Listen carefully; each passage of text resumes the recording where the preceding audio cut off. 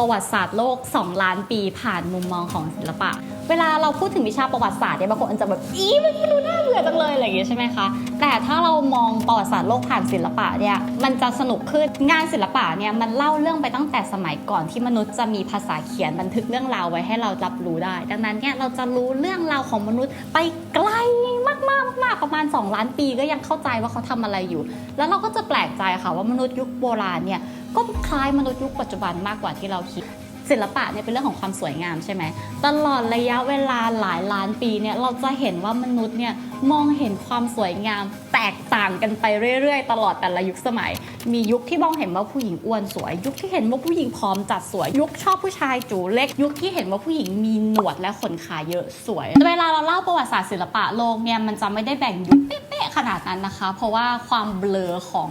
ระยะเวลาเนี่ยมันมีอยู่แต่ว่าข้อดีก็คือเราสามารถแมทช์มันกับอีเวนท์ที่สำคัญทางประวัติศาสตร์ได้บ้างทำให้เรารู้ว่าตอนนี้กำลังเกิดอะไรขึ้นตลอดทั่วโลกแล้วเราว่านั่นคือวิธีการอ่านประวัติศาสตร์แบบที่สนุกนะก็คือไม่ใช่อ่านแค่จุดเดียวแต่ว่าอ่านแบบทั้งโลกอย่างแรกเลยคือเราจะเริ่มจากยุค2 ล้านปีจนถึง 8,000 ปีก่อนคริสตกาลค่ะยุคนี้เนี่ยเรียกว่าเป็นยุคของมนุษย์ป่าเถื่อนมนุษย์ถ้ำนะคะสมัยนั้นนะคะมนุษย์เราอยู่ในสังคมแบบที่เรียกว่าสังคมเร่ร่อนล่าสัตว์เก็บของป่าค่ะแปลว่ามนุษย์ไม่เพาะปลูกไม่เก็บของและไม่มีเซนส์ของการเป็นเจ้าของที่ดินหรือทรัพย์สินค่ะคนเราเนี่ยก็แค่เดินตามสัตว์ไปเรื่อยๆฝูงสัตว์อยู่ที่ไหนคนอยู่ที่นั่นสิ่งที่คนยุคนั้นทำงานศิลปะไว้นะคะก็คือการวาดภาพตามฝาผนังถ้ำซึ่งเป็นที่อยู่ของเขาค่ะลองนึกดูว่าถ้าเกิดเราเป็นคนสมัยก่อนก็ค่อนข้างที่จะแก้ผ้าแล้วเราต้องต่อสู้กับอากาศอิฐอะไรก็ไม่มีการอาศัยอยู่ในถ้ำก็ดูจะเป็นวิธีการรักษาตัวเองออกจากสภาพอากาศที่ดีที่สุดและแน่นอนว่าการอยู่ในถ้ำเนี่ยมันก็คงจะมีวันที่ฝนตกหรืออากาศหนาวบ้างหรือวันที่ล่าสัตว์ไม่ได้วันเหล่านั้นคนเบื่อคนทำอะไรคนมือบอลคนก็เลยเริ่มวาดรูปตามผนังถ้ำค่ะผนังถ้ำสมัยก่อนเนี่ยจะเป็นการวาดภาพคนกับสัตว์ต่างๆที่คนล่านะคะแล้วนั่นไม่ใช่การมือบอลเล่นๆนะคะนักประวัติศาสตร์หลายคนเนี่ยเชื่อว่าการวาดรูปที่ผนังถ้ำเนี่ยวาดไปเพื่อการมูเตลูค่ะมันคือการไสยศาสตร์เขาน่าจะมีความเชื่อว่าถ้าเขาวาดสัตว์ตัวนี้ถูกแทงเขาจะสามารถกระทำการนั้นกับสัตว์ในชีวิตจริงได้อะไรอย่างนี้เราจะเห็นการวาดรูปที่ดูเป็นพิธีกรรมแบบนี้ที่หลากหลายถ้ำเลยค่ะและหนึ่งในถ้ำที่มีชื่อเสียงมากอยู่ที่ประเทศฝรั่งเศสค่ะชื่อว่าถ้ำ LASCAUX ไม่เขียนคำอ่านมาให้ลัสคู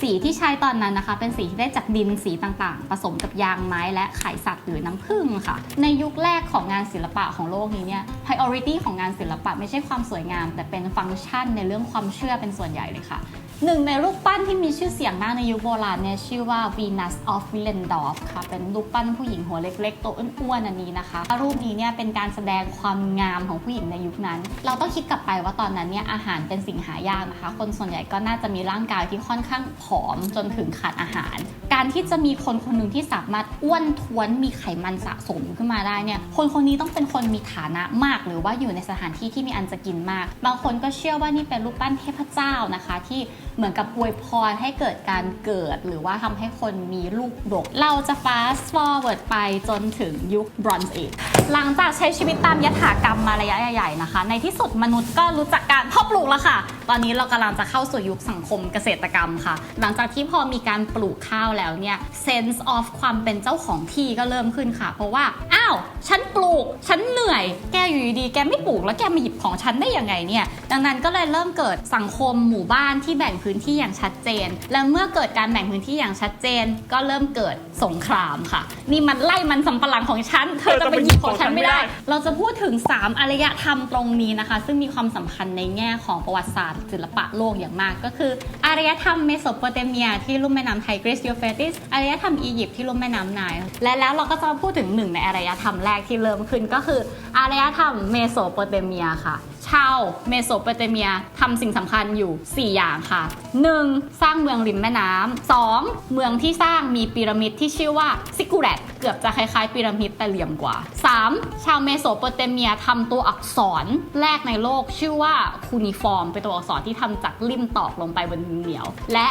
4. ชาวเมโสโปเตเมียทำนิยายเรื่องแรกในโลกชื่อว่ามหากาพย์กิลกาเมชเรามีงานศิลปะที่ถูกใช้เพื่อเป็นเครื่องรางของขลังและการคิดตัวอักษรเพื่อจด ดบันทึกจดจำแล้วมันมีคนที่ผลิตงานศิลปะแค่เพื่อความสวยงามบ้างไหมคำตอบคือในยุคหลังจากนั้นมีค่ะในพระคัมภีร์นะคะก็มีการกล่าวถึงการสร้างรูปปั้นรูปเคารพที่สร้างจากบรอนซ์ด้วยเช่นกันเพราะว่าเป็นสิ่งที่ถูกใช้มาอย่างยาวนานมากบรอนซ์อาจจะสีจืดๆหน่อยแล้วไม่ได้เงาวับจับตามนุษย์มากแต่แล้วหลังจากนั้นไม่นานมนุษย์ก็จะเจอแร่ธาตุที่เป็นของมีค่าที่ยังคงมีค่ามาจนปัจจุบันค่ะนั่นคือทองคำและก็เข้าสู่อารยธรรมอียิปต์ค่ะอารยธรรมอียิปต์นะคะก็คือเกิดขึ้นที่ลุ่มแม่น้ำเหมือนกันและสิ่งที่สำคัญที่สุดเลยก็คืออียิปต์มีเหมืองทองคำค่ะทำให้อียิปต์เนี่ยสามารถสร้างอาร์ติแฟกต์และงานศิลปะที่ทำจากทองคำแสดงถึงฐานะและอะไรต่างๆได้อย่างมากมายมหาศาลอียิปต์เนี่ยนอกจากจะมีการทหารที่แข็งแรงทรัพยากรอุดมสมบูรณ์แล้วก็ยังมีสถาปัตยกรรมที่เด่นมากๆเช่นพีระมิดอันนี้ทุกคนน่าจะรู้จักอยู่แล้วนอกจากพีระมิดแล้วอียิปต์ก็ผลิตตัวอักษรเช่นกันก็คือตัวอักษร hieroglyphic ค่ะทีนี้ถ้าเกิดว่าเราบอกว่าให้ทุกคนนึกภาพงานศิลปะอียิปต์แล้วว่าทุกคนน่าจะนึกภาพคล้ายๆกันก็คือภาพคนหันข้างสีสันประมาณ earth tone แล้วก็มีตัวอักษรอยู่เรีย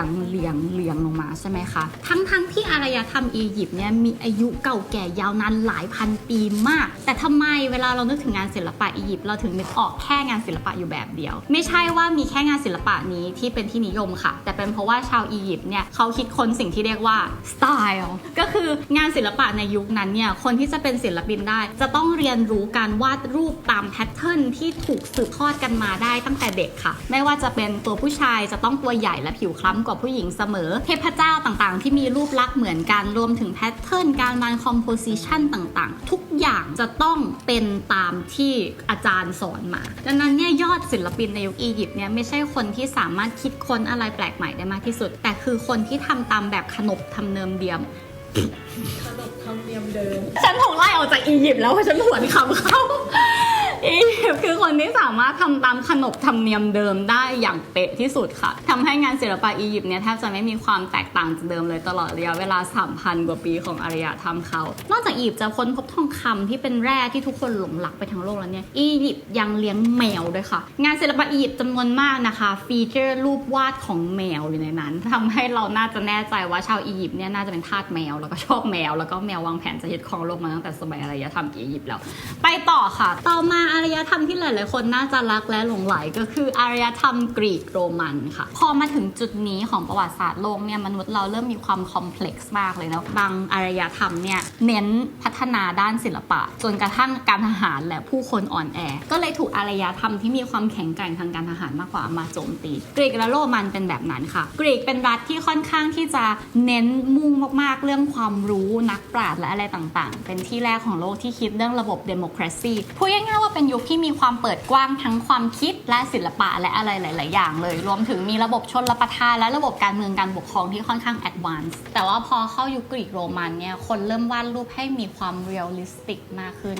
หน้าตาทรงผมหุ่นแสงเงาเนี่ยเริ่มสังเกตว่าความเป็นจริงเป็นยังไงจุดนี้ค่ะคือจุดที่ทำให้งานศิลปะโลกตะวันตกและตะวันออกแตกต่างกันอย่างชัดเจนเลยศิลปะโลกตะวันตกจะมุ่งเน้นความเรียลลิสติกในขณะที่ศิลปะโลกตะวันออกอย่างทวีปเอเชียเนี่ยมุ่งเน้นความไอเดียลิสติกหรือว่าภาพในจินตนาการแต่ว่านั่นแหละเรื่องศิลปะของเอเชียเดี๋ยวจะไปในคลิปต่อๆไปพอมาถึงจุดนี้เนี่ยงานศิลปะทางกรีกโรมันเนี่ยก็ยังคงเน้นเล่าเรื่องเทพเจ้าและความเชื่อเป็นส่วนใหญ่นะคะเพราะว่าคนสมัยนั้นเนี่ยเขาเชื่อจริงๆว่าถ้าเราทำดีให้เทพเจ้าพระเจ้าจะทำดีกลับมามันเป็นแบบเหมือนกับสิ่งที่มันจับต้องได้คุณมันไม่ใช่แค่ความเชื่อมันเป็นอย่างนั้นจริงๆเมื่อเกิดการบูชาเทพเจ้าและอารยธรรมเจริญก้าวหน้าขนาดนี้แล้วก็เกิดกีฬาขึ้นมาค่ะและในยุคนั้นก็เกิดกีฬาที่สำคัญมากๆก็คือกีฬาโอลิมปิกค่ะแบบที่เรายังเล่นกันในปัจจุบันนี้แต่ตอนนั้นเนี่ยคนที่เข้ามาแข่งเนี่ยไม่ใช่นักกีฬาแต่ว่าเป็นลูกชายของชนชั้นนำถ้าเข้ามาต่อสู้แข่งขันและได้รับชัยชนะเนี่ยเขาก็จะได้รางวัลเป็นรูปสลักหรือว่ารูปปั้นหรือรูปวาดของตัวเขาที่จะอยู่ไปชั่วนิรันดร์แล้วก็เป็นเกียรติแก่เทพเจ้าค่ะซึ่งในเวลานี้นี่เองพองานศิลปะเริ่มวาดนักกีฬาซึ่งเป็นคนธรรมดาไม่ได้เป็นเทพเจ้าเนี่ยคนที่เป็นเศรษฐีเนี่ยก็เลยเริ่มจ่ายเงินก้อนโตให้กับศิลปินเพื่อสร้างรูป ปปั้นรูปประติมากรรมหรือว่ารูปเพนติ้งของตัวเองขึ้นมาเลยเริ่มเกิด commercial artist ขึ้นในยุคนี้ค่ะส่วนด้านนักเขียนเนี่ยก็เริ่มสนใจศิลปะและเขียนถึงชีวิตของศิลปินอย่างที่ไม่เคยมีมาก่อนตอนนี้ความสนใจของมนุษย์นะคะก็เลยเริ่มออกจากเรื่องแค่ศาสนาและปากท้องเป็นเรื่องความสวยงามและเขาเรียกว่าสุนทรียศาสตร์และปรัชญาขึ้นมาต่อมาอีเวนต์ใหญ่อีกแล้วค่ะหลังจากที่โลกมีความสุขจากการเปาะจูจากรูปปั้นมาระยะเวลาหนึ่งนะคะก็เกิดอีเวนต์สำคัญค่ะก็คือมีกษัตริย์คนหนึ่งชื่อว่า Alexander the Great ตอนแรกเขาไม่ได้มี the Great ตามหลังนะคะเพราะว่า Alexander เนี่ยเป็นแค่กษัตริย์ของดินแดนหลังเขาดินแดนหนึ่งแต่ Alexander เนี่ยไม่รู้แบบไป up skill มาจากไหนนะคะลบเก่งมาก Alexander นะคะบุกยึดเมืองในกรีซลบโหดจนทำลายเปอร์เซียซึ่งเป็นประเทศมหาอำนาจที่แข็งแกร่งที่สุดในสมัยนั้นและลบยาวจนไปถึงอินเดียเลยค่ะทุกประเทศระหว่างทางนะคะถูก Alexander บุกขยี้ทำลายไม่เคยมีการรวมอาณาจักรที่ยิ่งใหญ่ขนาดนี้มาก่อน Alexander เนี่ยบทขยี้ทำลายทุกอย่างไปเรื่อยๆจนกระทั่งไปถึงอินเดียแล้วก็กลัวช้างเกิดเหตุการณ์มาของ Alexander กลัวช้างขึ้นมาค่ะซึ่งมีภาพวาดของสิ่งนี้อยู่ด้วยทำให้ Alexander เนี่ยต้องหยุดทัพลงแล้วก็ถอยทัพมาที่บาบิโลนและที่ตรงนั้น Alexander ที่ยังคงเป็นหนุ่มอยู่ก็ตายอย่างเป็นปริศนาโดยที่ไม่รู้ว่าตายเพราะอะไรทิ้งไว้แต่ legacy และเรื่องราวที่เป็นตำนานนะคะต่อจากยุค Alexander the Great นะคะเราจะเข้าสู่ยุคที่เรียกว่าโรมยึดกรีกและวัฒนธรรมกรีกยึดโรมศิลปะโรมันส่วนใหญ่ได้รับอิทธิพลมาจากกรีกทั้งหมดเลยทั้งความประณีตและอะไรต่างๆอารยธรรมเนี่ยเป็นของสูงไหลลงที่ต่ำเสมออันนี้ไม่ได้หมายถึงว่าอะไรศักดิ์สิทธิ์กว่าหรืออะไรแย่กว่าแต่หมายถึงว่า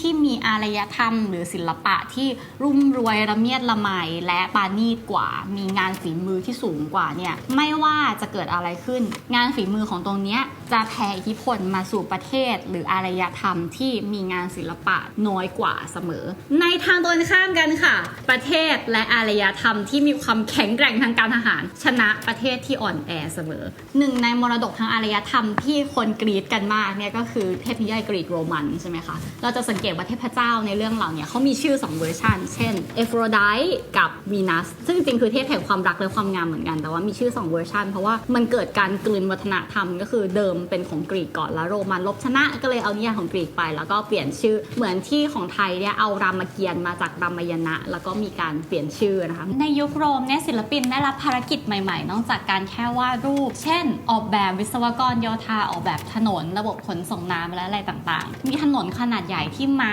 วิ่งได้แบบเต็มที่และยังมีสถานีพักม้าสถานีอนามัยและโรงแรมอยู่ระหว่างทางเรียกได้ว่าเป็นยุคที่ความปลอดภัยและวิทยาการเนี่ยขึ้นถึงจุดสูงสุดจนกระทั่งมีคำพูดที่ว่าถนนทุกสายมุ่งสู่โรมนะคะแต่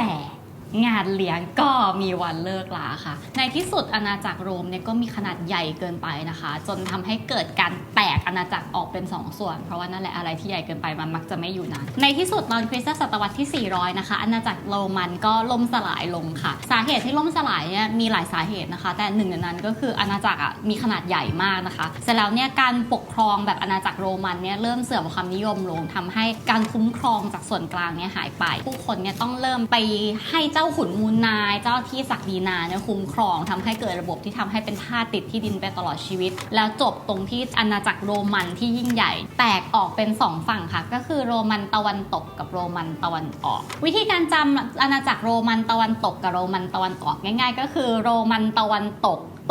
ต่ำลงเรื่อยๆจนกระทั่งล่มสลายไปส่วนอาณาจักรตะวันออกก็ออกทะเลไปเรื่อยๆจนกระทั่งเจริญก้าวหน้ากลายเป็นอาณาจักรไบแซนไทน์ค่ะสิ่งสำคัญในจักรวรรดิไบแซนไทน์เนี่ยก็คือจักรวรรดิเนี้ยสร้างงานศิลปะแบบที่เรียกว่าโมเสกหรือว่าการเอากระเบื้องชิ้นเล็กๆแปะขึ้นมาแล้วทำไมโมเสกถึงเกิดขึ้นอันนี้จะต้องเล่าย้อนกลับไปก่อนอาณาจักรไบแซนไทน์นี้แยกออกมานะคะแล้วก็กลายเป็นคริสต์นิกายของตัวเองที่เรียกว่าคริสต์ออร์โธดอกซ์ค่ะอาณาจักรไบแซนไทน์เนี่ยมีศูนย์กลางอยู่ที่คอนสแตนติโนเปิลหรือว่าอิสตันบูลประเทศตุรกีในปัจจุบันนะคะซึ่งถ้าเกิดเราดูในแผนที่เนี่ยเราจะเห็นว่าอาณาจักรเนี้ยมันมีความก้ำกึ่งละระหว่างยุโรปกับเอเชียใช่ไหมทำให้งานศิลปะในส่วนโรมันตะวันตกเนี่ยเป็นงานศิลปะที่มีทั้งความเรียบง่ายแบบกรีกแต่ก็ผสมความสีสันฉูดฉาดของฝั่งตะวันออกด้วยคือมีความสวยงามมากแต่ว่าน่าเสียดายนะคะที่นิกายคริสตจักรออร์โธดอกซ์ของไบแซนไทน์เนี่ยเคร่งจนกระทั่งห้ามไม่ให้มีการทำรูปเคารพทางศาสนาหรือว่าการเล่าเรื่องเกี่ยวกับศาสนาด้วยรูปวาดนะคะศิลปะของยุคไบแซนไทน์เนี่ยมันจะต้องเกิดขึ้นเพื่อรับใช้ศาสนาแต่พอเขาไม่ ไม่อยากให้มันมีการวาดภาพศิลปะเนี่ยก็เลยทำให้งานศิลปะแทบจะล้มหายตายจากไปเลยช่วงระยะเวลาหนึ่งจนกระทั่งมีพระสันตะปาปาคนนึงค่ะเขาบอกว่าเนี่ยรู้ไหมตอนนี้มีคนอ่านหนังสือไม่ออกเยอะมากเลยนะถ้าเราไม่เผยแพร่ศาสนาเป็นภาพวาดเนี่ยคนก็จะไม่เข้าใจเรื่องในพระคัมภีร์นะก็เลยมีการวาดรูปเพื่อที่จะเล่าเรื่องเกี่ยวกับศาสนาขึ้นมานะคะแล้วภาพนั้นเนี่ยแทนที่จะใช้การวาดรูปเขาก็ใช้แบบเหมือนกระเบื้องมาแปะเพื่อให้มันได้ความคงทนด้วยแล้วก็ให้ความน่าเกรงขามด้วยก็เลยกลายเป็นงานศิลปะแบบไหนที่น่าสนใจมากๆนะคะภาพที่ดังมากๆของอันนี้เนี่ยชื่อภาพ The Miracle of Loaf and Fish เป็นภาพตอนที่พระเยซูกำลังแต่งขนมปังและปลาออกเพื่อแจกจ่ายผู้คนถ้าใครรู้สึกว่ายุคนี้เป็นยุคที่น่าเบื่อแบบปังพูดมาถึงตอนนี้รู้สึกว่าไม่มันเลยเราจะบอกว่าแม้ในตอนที่งานศิลปะถูกศาสนาจักรควบคุมเนี่ยตอนนี้ก็ได้เกิดเหตุการณ์จารกรรมทางศิลปะครั้งแรกในโลกที่เป็นการจารกรรมที่ยิ่งใหญ่ที่สุดค่ะตอนนั้นอาณาจักรโรมันตะวันออกนะคะเป็นผู้ส่งออกผ้าไหมไปให้กับยุโรปผ้าไหมเนี่ยมีจุดกำเนิดในประเทศจีนใช่ไหมคะโดยการที่มีหนอนไหมเนี่ยมันเป็นหนอนชนิดหนึ่งที่เวลามันเป็นดักแด้เนี่ยดักแด้มันจะเป็นเหมือนเส้นใยแล้วเส้นใยเนี่ยเอาไปต้มแล้วเอามาทอก็จะได้ผ้าที่นุ่มลื่นสวยงามมากๆซึ่งผ้าเนี่ยเป็นสินค้าที่มีมูลค่าสูงมากในตลาดโลกมีประเทศจีนเท่านั้นที่ผลิตได้และประเทศจีนก็พยายามปิดความลับของการเกิดของผ้าไหมเนี่ยแบบปิดลับมิดมากๆแบบเลี้ยงหนอนไหมในพระราชวังอะไรอย่างนี้เลยทีเดียวทีนี้เนี่ยจักรพรรดิจัสติเนียนแห่งโรมันตะวันออกก็แบบว่าเราเป็นผู้นำด้านการส่งออกถ้าเราจะต้องอิมพอร์ตของมาจากคนอื่นแล้วเอาไปขายต่อเราก็ได้กำไรน้อยถ้าอย่างนั้นทำไมเราไม่ขโมยเทคนิคสร้างผ้าไหมมาเลยล่ะก็เลยส่งพ่อค้าคนหนึ่งให้เดินทางข้ามเส้นทางสายไหมไปพร้อมไม้เท้าอันหนึ่งที่มีรูอยู่ในไม้เท้าค่ะรูในไม้เท้าเนี่ยถูกออกแบบมาเพื่อให้แอบใส่นอนไหมเข้าไปในไม้เท้าเพื่อที่จะขโมยกลับมาที่จักรวรรดิโรมันตะวันออกพ่อค้าคนนี้ก็เดินเท้าตั้งแต่โรมันตะวันออกไปถึงจีนไม่รู้อีท่าไหนแทรกซึมเข้าไปในพระราชวังได้ขโมยหนอนไหมได้แล้วก็พาหนอนไหมเดินเท้ากลับมาถึงจักรวรรดิโรมันตะวันออกโดยที่หนอนไหมไม่เดี้ยงจนไปหมดและนั่นก็เลยทำให้โรมันตะวันออกเป็นอาณาจักรแรกที่สามารถผลิตผ้าไหมเพื่อส่งออกได้นั่นเองดังนั้นนะคะกลับไปที่เราจำตอนแรกโรมันตะวันตกแยกออกมาแล้วตกต่ำลงเรื่อยๆส่วนโรมันตะวันออกแยกออกมาแล้วก็ส่งออกจนกระทั่งเจริญรุ่งเรืองกลายเป็นอาณาจักรไบแซนไทน์แล้วก็ปัจจุบันก็คือกรุงอิสตันบูลประเทศตุรกีค่ะทีนี้เนี่ยเราก็ยังเห็นว่าการจารกรรมผ้าไหมเนี่ยก็เป็นไปเพื่อการค้าส่วนการวาดภาพโมเสกเนี่ยเป็นไปเพื่อการประกาศศาสนาถึงจะเป็นยุคที่ไม่น่าเบื่อแต่ก็จัดว่าค่อนข้างจะจืดชืดมากๆในสังคมโลกของเราครับในที่สุดยุคกลางก็จบลงสักทีค่ะเพราะว่าการมาถึงของศิลปินคนหนึ่งที่ชื่อว่าจอตโตดีบอนโดเน่นะคะเป็นศิลปินชาวอิตาลีจากเมืองฟลอเรนซ์ค่ะจอตโตเนี่ยเขามีความสามารถในการวาดรูปศาสนาเหมือนคนอื่นๆนี่แหละแต่เขาวาดให้มันไม่น่าเบื่อโดยการทำให้ภาพวาดของเขามีความดราม่าค่ะก่อนหน้านี้เนี่ยเวลาคนวาดรูปศาสนาเนี่ยเขาจะยึดถือหลักการแบบกรีกโรมันก็คือวาดให้ดูแบบเทพๆหน้าตาไม่ค่อยมีอารมณ์ความรู้สึกสีเรียบๆใช่ไหมคะจอตโตบอกว่าพอกันทีฉันต้องการความดราม่าในชีวิตแล้วก็เลยวาดภาพให้ทุกคนเนี่ยมีอารมณ์ความรู้สึกภาพที่เขาวาดนะคะเป็นภาพที่ชื่อ The Mourning of Christ หรือภาพการตายของพระเยซูมีทั้งนางฟ้านางสวรรค์และประชาชนมาร่ำไห้เสียใจกับการตายของพระเยซูมากมายแล้วก็ร่ำไห้เสียใจจริงๆแบบอีกตัวหนึ่งทำท่าเสียใจจนพุ่งเหลานอกจากนั้นเนี่ยเกิดแนวคิดแบบมนุษย์นิยมเกิดขึ้นโดยนักปรัชญาชาวกรีกที่มีชื่อว่าโพธาโกรัสไม่ใช่ปิทาโกรัสนะปิทาโกรัสซึ่งเป็นเลขนั้นเกิดขึ้นก่อนหน้านั้นนานม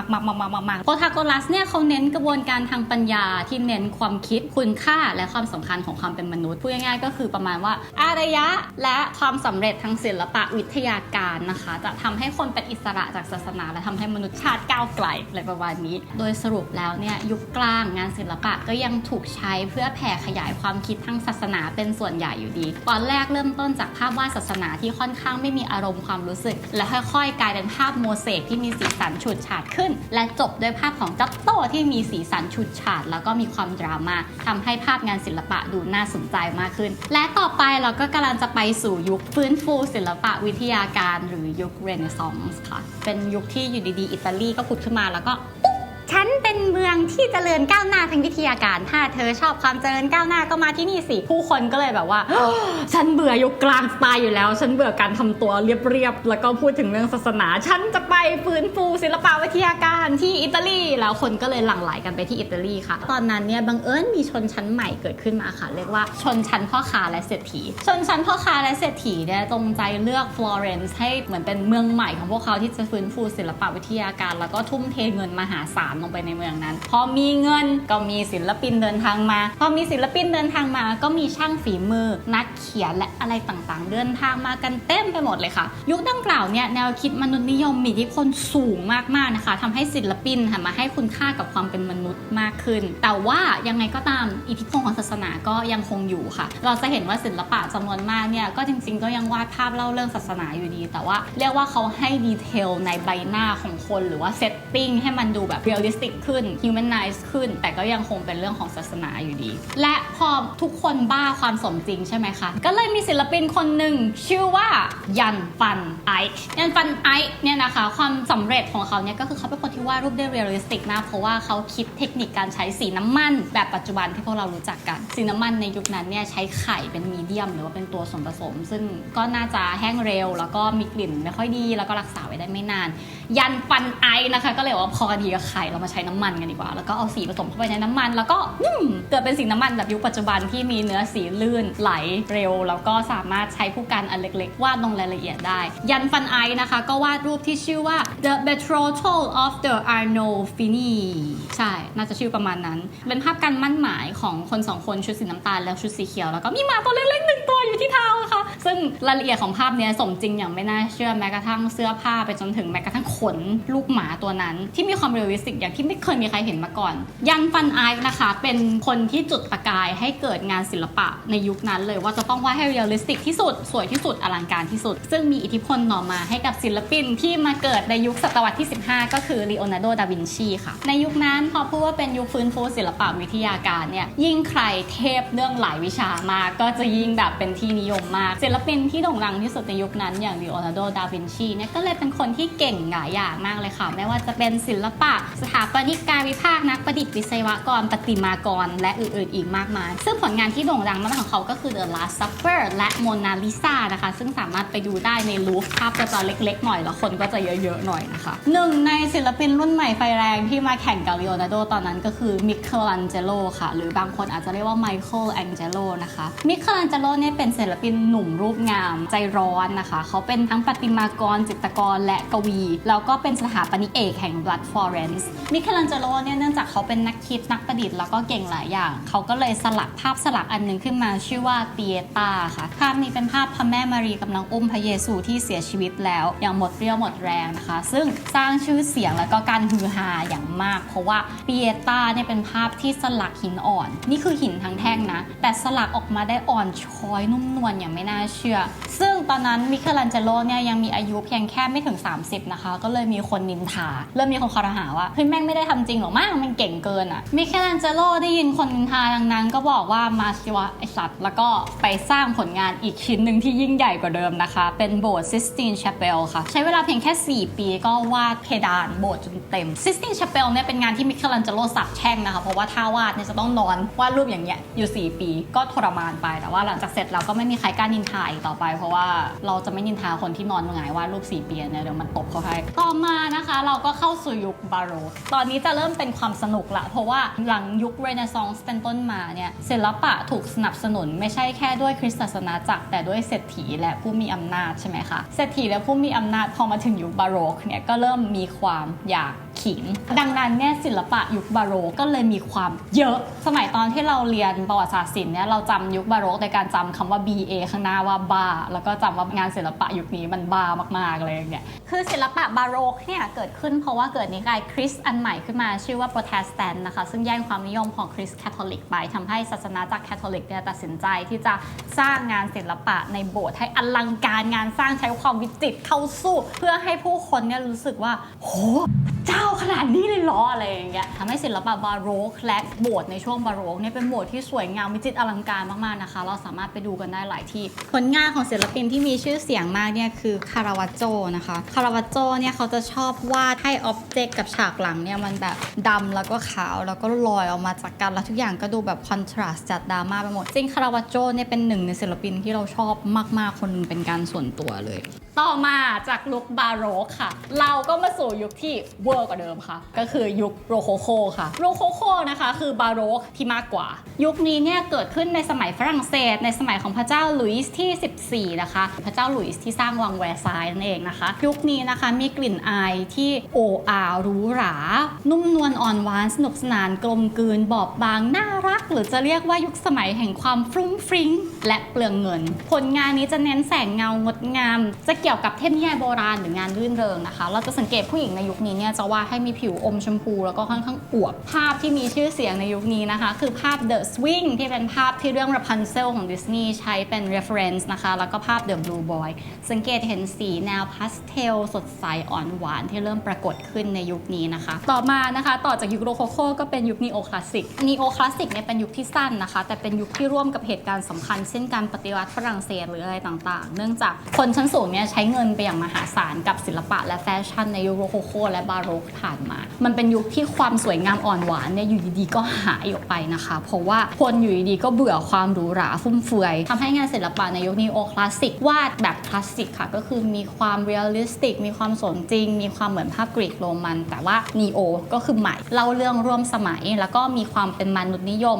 เล่าเรื่องเหตุการณ์ประวัติศาสตร์และเหตุการณ์ที่เกี่ยวข้องกับมนุษย์มากขึ้นนีโอคลาสสิกเนี่ยถือเป็นศิลปะที่ขั้วตรงข้ามกับศิลปะบาโรกอย่างชัดเจนนะคะซึ่งนีโอคลาสสิกแปลว่าคลาสสิกใหม่ในมิติด้านสังคมนะคะช่วงเวลานี้เป็นช่วงที่ปัญหาของผู้คนธรรมดาและปัญหาปากท้องกลายเป็นเรื่องใหญ่การวาดรูปเนี่ยไม่ได้จำกัดอยู่แค่การวาดรูปของคนชั้นสูงหรือรูปศาสนาจักรอีกต่อไปแล้วนะคะมีการทำลายสถาบันกษัตริย์แล้วก็มีการปฏิวัติฝรั่งเศสซึ่งส่งผลกระทบไปทั่วยุโรปงานศิลปะในยุคนั้นเนี่ยจริงๆเราก็เหมือนจดหมายเหตุที่เล่าเรื่องเหตุการณ์ที่เกิดขึ้นทำให้ผู้คนที่เห็นภาพศิลปะเหล่านี้ก็ adopt เอาแนวคิดทางการเมืองและอะไรต่างๆเอาไปใช้ทำให้ศิลปะในยุคนั้นกลายเป็นเครื่องมือทางการเมืองหรือสิ่งที่เรียกว่า propaganda ขึ้นมานั่นเองคราวนี้เนี่ยเราได้เห็นแล้วนะคะว่าศิลปะจากที่เคยเป็นเครื่องรางยันของขลังในยุคก่อนประวัติศาสตร์แล้วต่อมากลายเป็นเครื่องมือเพื่อเล่าเรื่องศาสนาและต่อมาเป็นเครื่องมือเพื่อขยายเรื่องของศาสนาและกลายเป็นของเล่นของคนรวยตอนนี้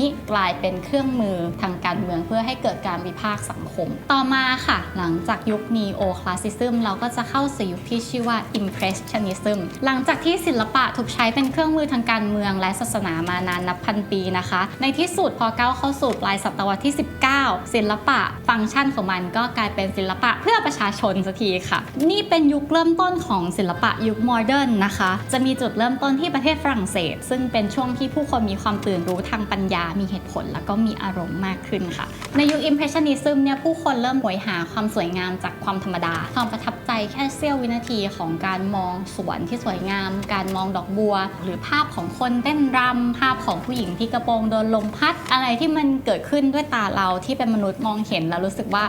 สวยจังแค่ชั่วระยะเวลาหนึ่งเนี่ยก็จะถูกนำไปประทับบนผืนผ้าใบด้วยฝีแปรงที่วาดแบบหยาบๆเร็วๆนะคะกลายเป็นภาพแบบ Impressionist ศิลปินที่ดังมากๆในยุคนี้เป็นศิลปินที่เป็นที่รักมากๆในตอนนี้เช่นกันก็คือมอเน่นะคะมอเน่เนี่ยเขาเป็นศิลปินที่วาดภาพความประทับใจของพระอาทิตย์ในเมืองเลออาวู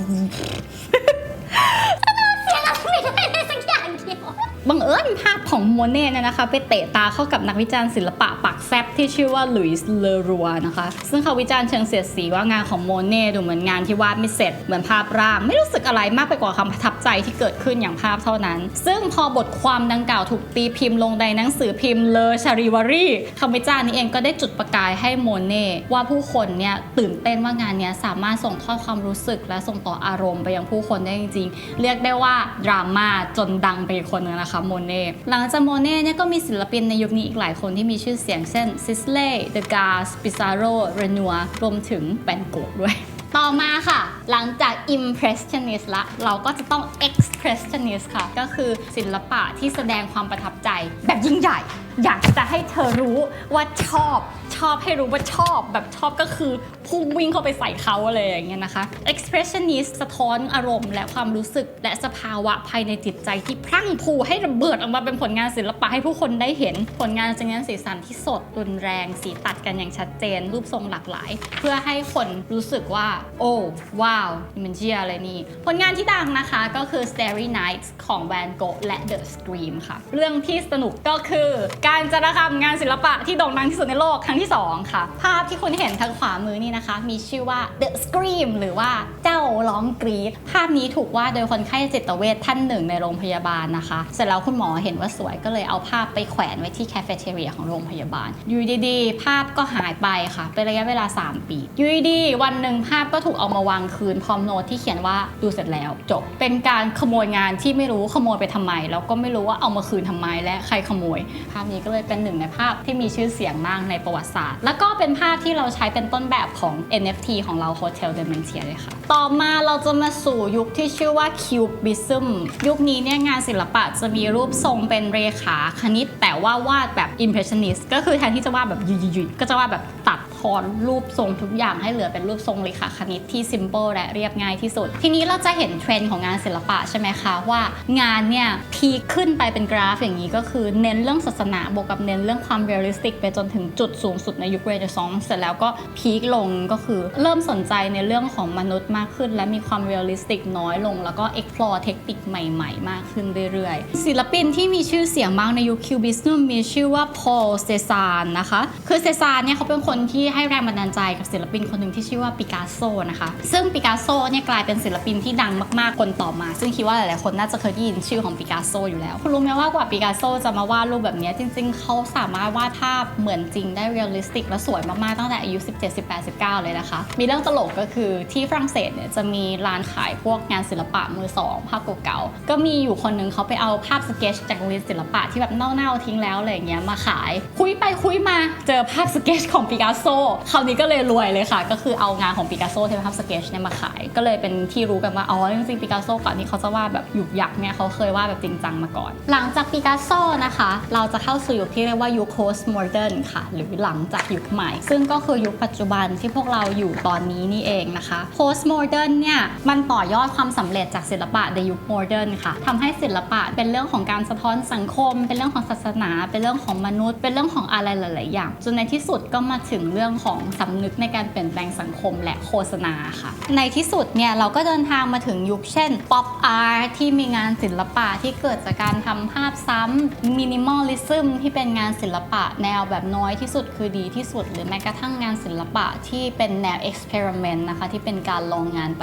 ลกๆเหมือนอย่างงานเทศกาลเลือดของเราก็เป็นงานเอ็กซ์เพร์เมนทัลอย่างหนึ่งเช่นกันตอนนี้เนี่ยศิลปะนะคะถูกเข้ามาสู่ผู้คนจำนวนมากแบบมากจริงๆเรียกว่าเทคโนโลยีการพิมพ์มันแพร่หลายจนกระทั่งใครๆก็เป็นเจ้าของงานศิลปะหรืออย่างน้อยก็เคยเห็นภาพงานศิลปะที่มีชื่อเสียงโด่งดังได้ศิลปินแต่ละคนเนี่ยก็มีฐานะเป็นเหมือนป๊อปสตาร์ขึ้นมานะคะมีศิลปินหลายคนค่ะที่ดังมากๆขึ้นมาในยุคของโพสต์โมเดิร์นเช่นโรเบิร์ตเวนทูรีนะคะที่เขาบอกว่างานโพสต์โมเดิร์นเนี่ยคืองานลูกผสมแทนที่จะบริสุทธิ์เนี่ยก็จะต้องวิปริตพอๆกับที่น่าสนใจและศิลปินแต่ละคนเนี่ยก็จงใจที่จะแสดงออกถึงความเป็นปัจเจกบุคคลอย่างสูงสุดจะเห็นว่าศิลปะเดินทางมาไกลมากนะคะตลอดระยะเวลา2 ล้านปีที่ผ่านมาเนี่ยมันเล่าเรื่องมากมายมากกว่าที่ตัวอักษรหรือคำพูดจะเล่าได้เราเชื่อว่าแม้ในยุคปัจจุบันเนี่ยคนเรามองภาพศิลปะในอดีตเราก็ยังมีความเข้าใจบางอย่างคุณอาจจะเข้าใจไม่เหมือนที่เราตีความหรือไม่เหมือนที่เราเล่าให้ฟังอันนั้นไม่เป็นไรเพราะว่าเราไม่มีวันรู้เลยค่ะว่าในใจศิลปินคนนั้นที่วาดภาพลงบนถ้ำเมื่อตอนนั้นเนี่ยจริงๆเขาคิดอะไรอยู่เขาอาจจะไม่ได้คิดอะไรก็ได้นะนอกจากหิวหมูปิ้งศิลปะมันก็เลยสนุกตรงนี้แหละมันเป็น conversation starter ค่ะและศิลปะที่ดีเนี่ยจะทำให้คุณรู้สึกอะไรบางอย่างไม่ชอบมันก็เกลียดมันแต่อย่างน้อยคุณก็จะต้องพูดถึงมันและก็นี่แหละค่ะคือประวัติศาสตร์ศิลปะ2 ล้านปีแบบสรุปง่ายของศิลปะตะวันตกนะคะถ้าเกิดว่าชอบคลิปแบบนี้ก็อย่าลืมกดไลค์กดแชร์กด subscribe แล้วก็ถ้าอยากได้งานศิลปะตะวันออกก็บอกได้ค่ะเดี๋ยวเราจะทำตอนต่อไปวันนี้ไปก่อนแล้วไว้เจอกันใหม่ EP หน้าบ๊ายบาย